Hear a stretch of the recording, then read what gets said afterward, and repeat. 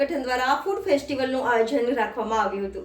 આજરોજ વૈષ્ણવ યુવા સંગઠનવાડી દ્વારા ડાલિયાવાડી ખાતે ફૂડ ફેસ્ટિવલનું આયોજન રાખવામાં આવ્યું હતું। આ કાર્યક્રમ દ્વારકેશ લાલજી મહારાજના માર્ગદર્શન હેઠળ રાખવામાં આવ્યો હતો। આ કાર્યક્રમમાં 1000થી 1200 જેટલા મેમ્બર ફૂડ ફેસ્ટિવલમાં આવ્યા હતા।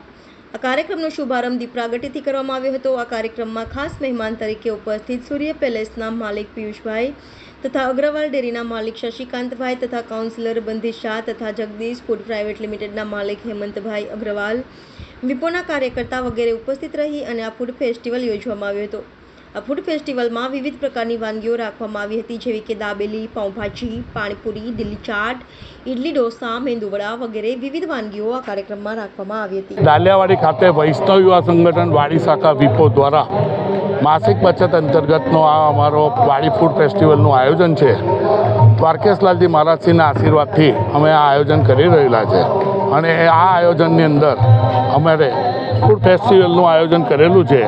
એમાં પાણીપુરી છે, ઢોસા છે, ઇડલી સંભાર છે, મેંદુવડા છે, પાઉંભાજી છે, પુલાવ ભાત છે અને આઈસનો ગોળો છે, પાણીની બાટલ છે। આ રીતની અમે વ્યવસ્થા કરેલી છે અને આ આયોજન સમગ્ર આયોજન આશ્રય રાજા અને સન્નમ રાજાના માર્ગદર્શન હેઠળ થઈ રહેલું છે। ખાસ કરીને આ આયોજન કઈ રીતે એટલે શેના માટે કરવામાં આવે? આ આયોજન એટલે કરેલું છે કે પહેલાંના ટાઈમમાં જે રીતે બધા આનંદ બજારનો માહોલ રાખતા હતા, એવી રીતે અમે આ વાડી ફૂડ ફેસ્ટિવલનું આયોજન કરેલું છે અને આનો બેઝ એક જ છે કે એકતા થાય અને એકતામાં જોડાય એ રીતનું આ આયોજન અમે કરેલું છે। કેટલા વર્ષોથી અમે લગભગ 2-4 વર્ષથી અમે આયોજન કરતા આવ્યા છે અને કરીએ છીએ। આપનું નામ? પરેશભાઈ પટેલ, વાડી શાખા વિપો।